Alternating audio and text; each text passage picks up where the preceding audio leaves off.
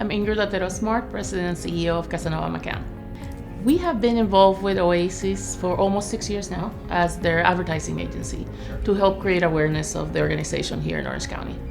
I met Jean when this was still a germ of an idea with her. I think she had just started with, I believe she had about 50 students at that point.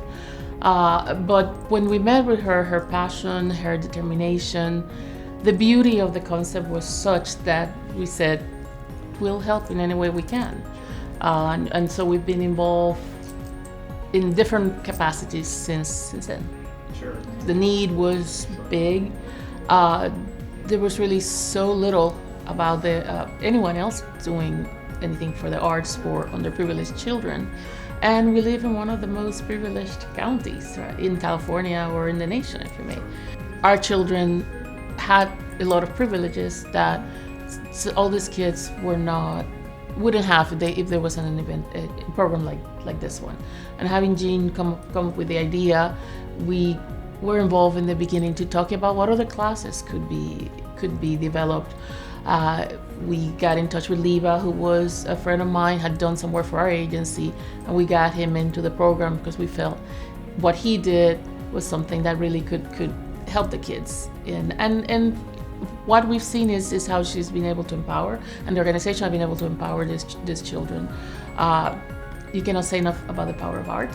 To see how the programs have developed and how she has now something that can be replicated.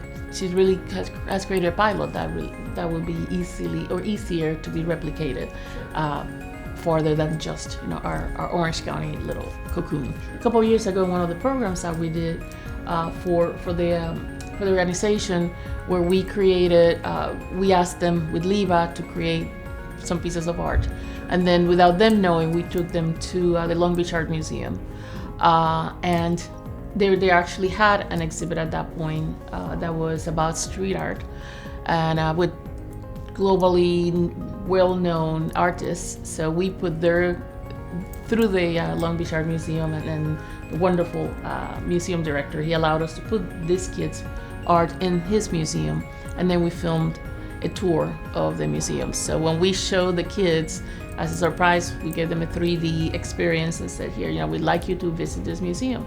And we saw their faces, how their whole body language changed when they were looking at this art that Ron was explaining, the museum director was explaining the names and the bios of some of these artists, and all of a sudden the kid would see their art, and you could see how their whole countenance changed, and they all kept going, that's me, I could do that. So I think you start seeing the power of what an organization like this can have in the kids' lives, because we're not seeing it yet totally, but we know what's going to happen when they grow up and have had this opportunity. The work with Leva, it's amazing, because obviously it used to be that street artists had no credits at all, and now they are kind of like the darlings of the art world. And to have someone like him that has been chased by police when he's painting on the side of a building, and to have him be recognized, have his work at corporations and museums, and now be able for him to share that with the children, I guess I'm a little partial to that.